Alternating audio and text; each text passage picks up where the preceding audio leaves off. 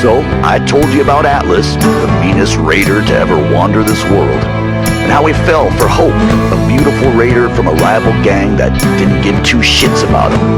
Now, like I said, Atlas, he was used to getting his way, so he gathered up a big old army of raiders, marched right up to the town where Hope's gang, the Junkers, was all holed up, and demanded she come out and talk to him.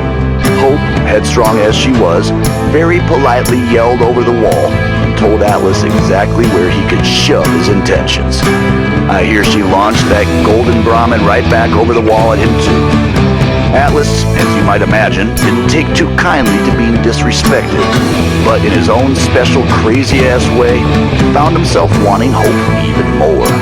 He was in a bind now, you see. He couldn't let her insults stand, but he wasn't ready to just up and storm the town and risk killing Hope in the process. In my opinion, folks, ain't no relationship worth this kind of trouble. I'm just being honest with you. Anyway, so Atlas calls out a few of his lieutenants, talks to them all quiet for a few minutes. Then, these poor saps march right out in front of the wall surrounding the town, and I swear to you, they set themselves on fire right then and there. Over the screaming, Atlas yells that if he can convince these good men to set fire to themselves, imagine what he can convince the other couple hundred men to do to their town. Personally, I find that a pretty convincing argument. But Hope, she ain't backing down. She yells that Atlas can set himself on fire. That'd get him about as far as anything. Now I tell you, when Atlas hears this, he gets angry beyond all reason, and he slams those giant fists down on the ground. As the story goes, windows shattered in Diamond City, and a whole section of Lexington comes crashing down just from the shock of it. Hope and her gang wake up the next morning and find their town the only thing still standing as far as the eye can see. Atlas says it's the last threat he's gonna make before he storms their gates, and honestly, between us, this whole thing has already gone way off the rails. Now Hope, she's a good woman, a raider through and through, but she takes care of her own.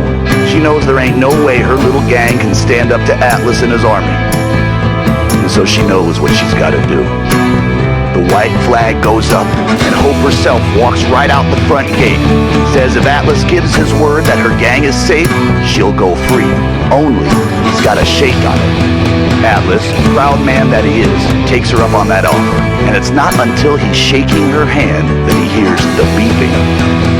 Clever woman that she was, Hope went and strapped herself up with more than a couple of mini nukes. She knew what she was about.